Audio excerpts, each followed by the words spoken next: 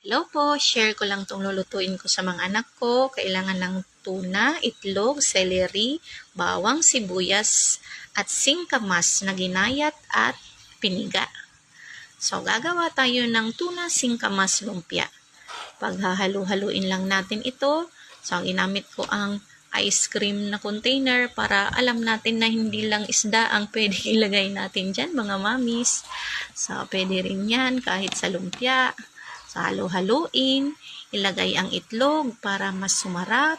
Pwede rin kayong magdagdag kung ano ang gusto ninyo para mas sumarap. Ang pinakamahirap lang dito ay ang pagbabalot ng lumpia habang hawak-hawak mo ang camera. So, yan ang pinakamahirap na part dito. So, kaya kinailangan na nating magpatulong at magpahawak ng camera.